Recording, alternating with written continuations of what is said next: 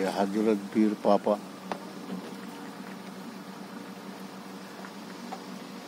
खरोसा रेणुका मांदेच्या शेजारी इथले बाबा आलेल्या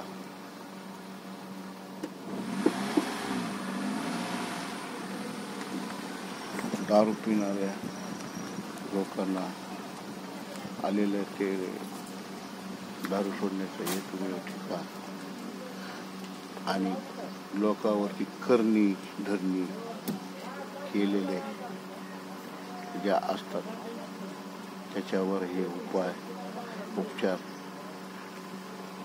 करतात इथले बाबा.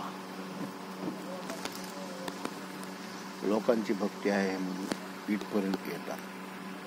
जय हिंद, जय महाराष्ट्र.